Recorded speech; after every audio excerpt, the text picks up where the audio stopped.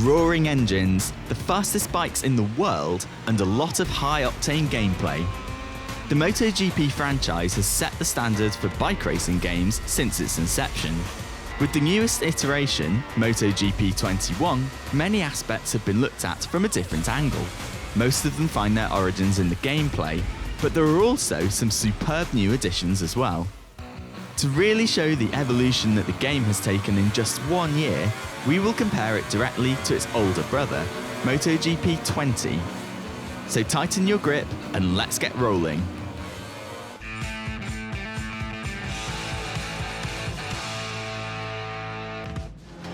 A big emphasis of developer Milestone has been the overhaul of visually appealing graphics. When comparing the two games, a few things become apparent. Lighting has certainly been a focal point for MotoGP 21.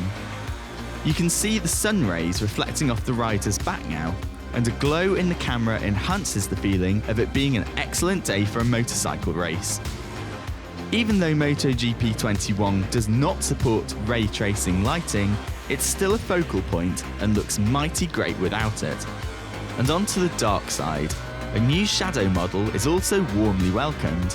While in MotoGP 20, shadows were sometimes small and clumsy, its successor has more refined lines and realistic movements. That's probably a side effect of the new lighting approach. While we're on the topic, a nice side effect of subscribing to our channel and hitting the bell will be that you won't miss any future MotoGP videos. More obvious changes have been made when rain hits the track. The wet weather has been redesigned to give players an even greater feeling of riding the waves.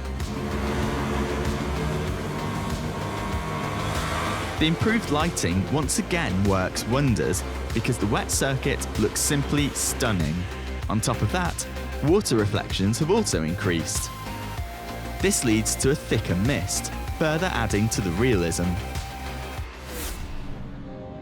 If we take a glance at the textures, we can see why MotoGP 21 has a different look to it compared to its former version.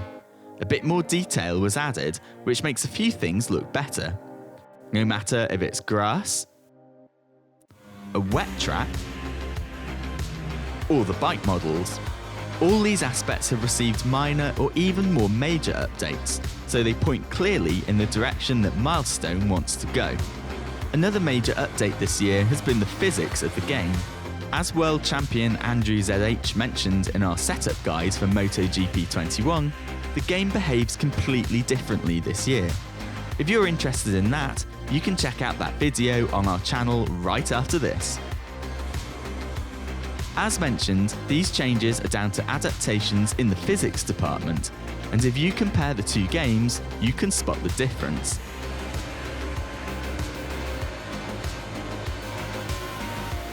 Most notable is how the back of the bike twitches a little more in MotoGP 21. In general, riding the corners has a different flavour this year. You can definitely feel this change more in the gameplay, but it influences the appearance as well. Something you can't neglect is the sweet sound your machine makes when you take it for a ride. If we take a moment to listen, we'll be able to tell the difference here as well.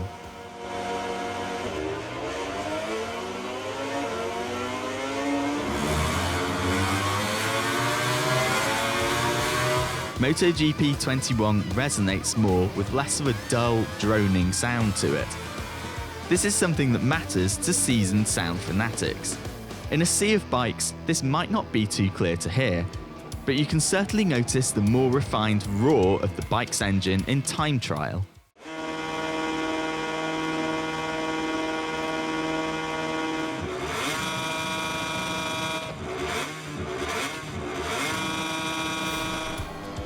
While MotoGP 21 does not bring a complete revolution to the franchise in the classic sense, it does bring a lot of appealing updates to visuals and sound. Especially in rainy conditions, there's a significant difference in how realistic the track and environment look.